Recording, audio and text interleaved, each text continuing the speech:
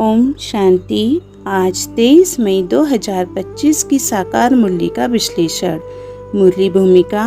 आज की मुरली में शिव बाबा बच्चों को एक सच्चे आत्मिक स्मृति की ओर ले जा रहे हैं, जहां भक्ति की अर्थहीनता और ज्ञान की सार्थकता के बीच स्पष्ट अंतर बताया गया है। बाबा का मुख्य संदेश है, देही अभिमानी बनकर एक बाप को अर्थ सहित याद करो। यही योग अग्नि है, जिससे पाप भस्म होंगे और आत्मा पावन बनेगी।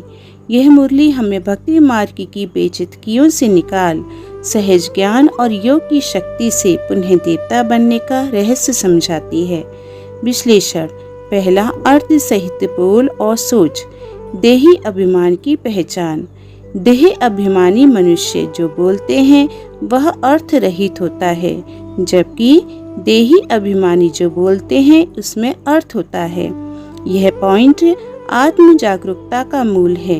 जब हम शरीर नहीं आत्मा के आधार पर सोचते और बोलते हैं, तब हर शब्द में शक्ति और सच्चाई होती है।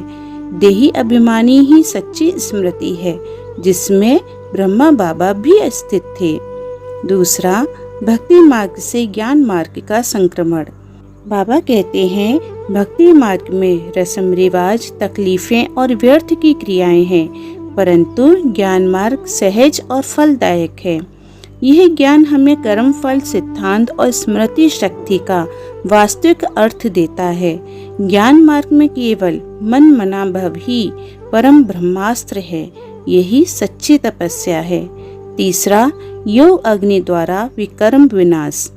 बाबा कहते हैं, बाप प्रतिज्ञा करते हैं, मेरी याद से तुम्हारे पाप भस्म हो जाएंगे।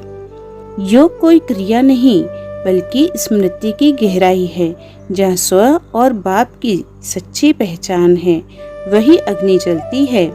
यह अव्यभिचारी योग ही आत्मा को पावन बना सकता है। चौथा, आत्मिक स्वराज की पुनर्प्राप्ति।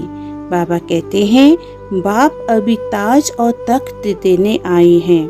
ये ताज है आत्म गौरव का और तख्त है स्वराज का। बाप दादा की दिल तख्त पर वही बैठता है जो हर संकल्प में आत्मिक मर्यादा और श्रेष्ठता रखता है। स्वचिंतन के विशेष बिंदु।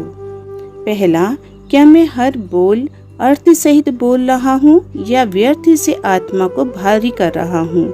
दूसरा, क्या मेरी याद अव्यभिचारी है या बीच में देहदारी संसारी इच्छाएं प्रवेश कर जाती हैं?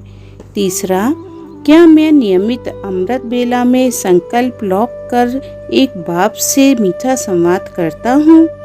चौथा, क्या मेरा जीवन ज्ञान की अथॉरिटी के अनुसार चल रहा है या पुराने संस्कारों से चालित है? पांचवा, क्या मेरा लक्ष्य स्पष्ट है, देवता बनना, और उसके लिए मैं दैनिक पुरुषार्थ कर रहा हूँ? धारणा करने योग्य आत्मसम्मान। पहला, मैं आत्मा हूँ, देही अभिमानी अर्थयुक्त संकल्प करने वाली। दूसरा, मैं मास्टर ज्ञान सागर हूँ, हर बोल में शक्ति है। तीसरा, मैं ताज और तख्त का अधिकारी हूँ, बाप की दिल तख्त पर बैठने योग्य हूँ। चौथा, मैं पावनता की प्रतिमा हूँ, जो स्वयं भी पावन हूँ और औरों को भी पावन बनाता हूँ। अच्छा, ओम शांति।